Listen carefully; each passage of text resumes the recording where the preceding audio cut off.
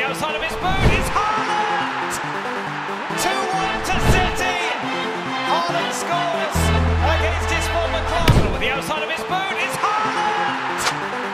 2-1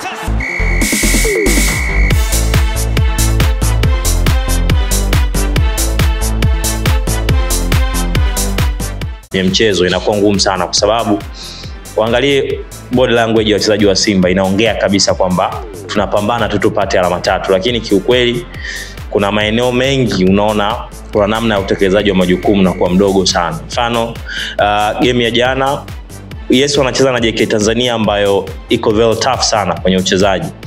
Kipindi cha kwanza unaona muda mwingi sana JKT walikuwa wanategemea zaidi makosa ya Simba ili wao waweze kushambulia. But Simba movement zao nyingi walikuwa wanategemea zianzie kwenye viungo wa shambuliaji. Maana yake namzungumzia hapa Budo ambaye alianza kama winga upande mmoja lakini alikuwa na attack zaidi akiingia katikati kulitafuta boxi. Kibu Dennis Prosper, Jean Shalea walikuwa wanategemewa zaidi na nguvu ambayo ilikuwa inatoka kwa Fabrice Luamba Ngoma katikati kwenye kuongeza nguvu timu inakwenda kushambulia.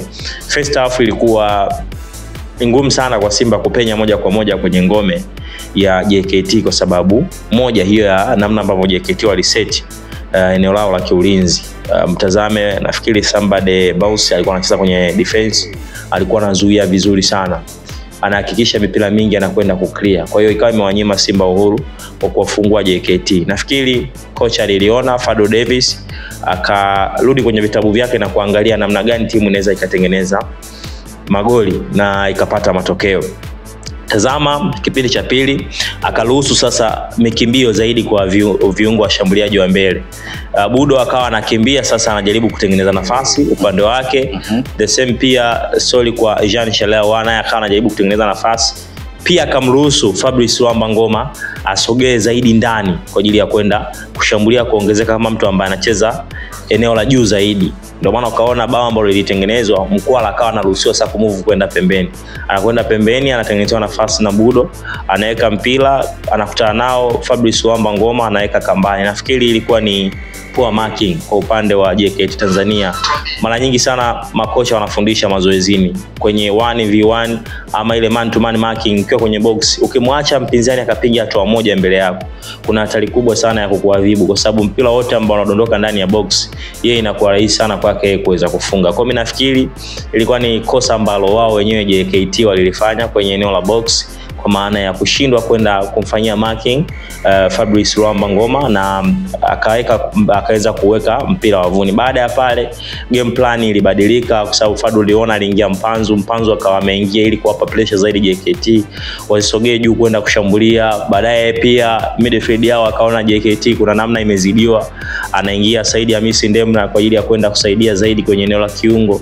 Umeona JKT wakawa wanajaribu kutengeneza pia baadhi ya counter japo hazikufanikiwa kulingana namna ambavyo Simba baada ya kutoka kupata matokeo waliongeza idadi ya wachezaji pale nyuma. Aliingia Shefondo Malone, kukawa kuna Kagoma, Malone, Fabrice Ngoma, wote wana sanaa ya kiuzuiaji, wanaweza kusaidia kwenye uzuiaji plus Abraza Kihamza. Unaona wanakuwa na idadi kubwa sana nyuma kwenye kuzuia na mechi wanaimaliza dakika 90 wanachukua alama 3 muhimu ambazo zinawasaidia sasa kusogea juu kwenye msimamo wa ligi. Kwa nafikiri ni mechi ambayo ilikuwa ya kimikakati zaidi kwa kocha Fadu kwa kuangalia balance ya matumizi ya wachezaji kulingana na ratiba namna ambavyo ilivyo, lakini pia akizingatia ana mechi ya finali dhidi ya Uzbekistan ambayo atatakiwa kusafiri kwenda pale Morocco. Kwa anatamani sana wachezaji wawe na wanasema matumizi mazuri ya nguvu uwanjani, ndio kitu ambacho anapambana. Maana tunaona hivi sasa rotation ya mara kwa mara inafanyika ndani ya kikosi. Lakini kabla sijamaliza nitamzungumzia kidogo Joshua Mutale Budo.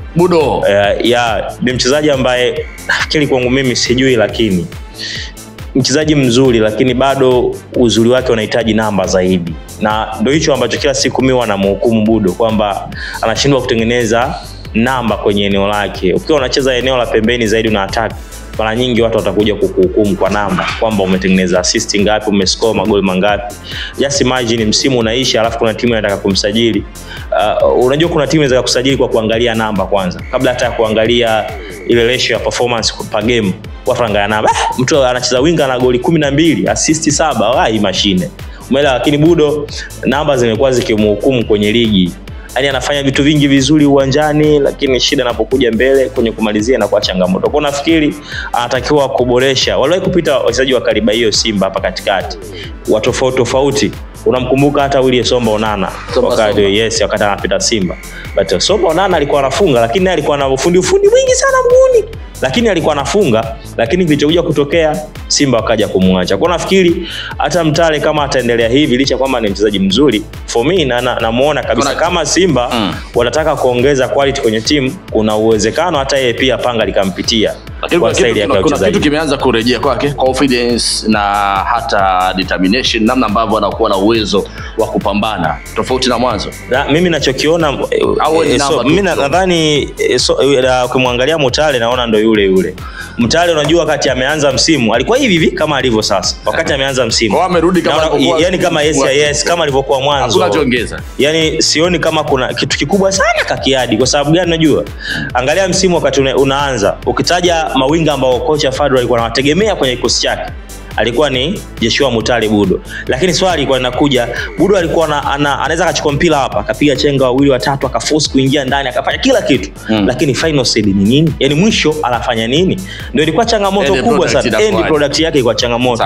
So naona sasa hivi amerudi kama alivyokuwa mwanzo, ila shida sasa kilichobaki ambacho naamini kitakuwa kinampa hata imani kocha Fadlu kwamba sasa hivi unanipa kitu kilicho bora ni kutengeneza. Kama jana alikuwa na uwezo wa kufunga unajua? Kabisa, kwa sababu jana asilimia kubwa amefanya movement nyingi sana. Kuna pasi nadhani moja alimwekea Jean Charles Ahoua, alikuwa na uwezo mwenyewe ya kutulia na kuweka mpira kambani.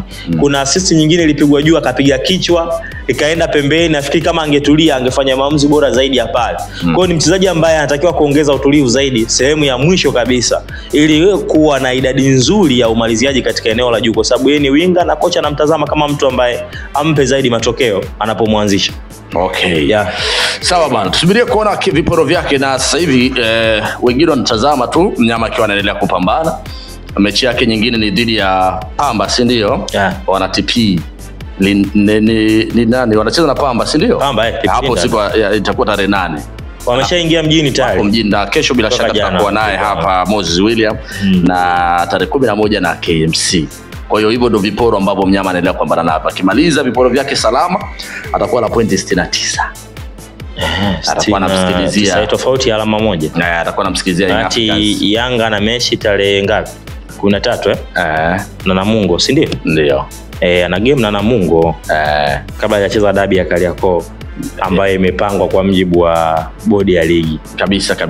Kwa hiyo nafikiri Simba kazi ni moja tu, kukusanya alama alafu vingine vitafuata. Na mechi ngumu pia, uangalie Pamba wanavyocheza na mechi ya kwanza ilivyokuwa. So nadhani tunamwachia, anasema mtaalamu mwenyewe Fadlu Davis, kocha ambaye anajua kukisuka kikosi chake na kuangalia namna gani kiweza kuwa na balance nzuri ili kuona kwamba timu yake inashinda kwenye kila mchezo. So subiri tuone. Bwana sawa, timu ya taifa wanaume chini ya umri wa miaka 20 Ngorongoro Heroes hiyo jana wamefanya mazoezi katika uwanja wa Tolip Annex Ismailia pale kuelekea mchezo wa 3 AFCON 2025 dhidi ya Zambia ambao utachezwa hii leo katika uwanja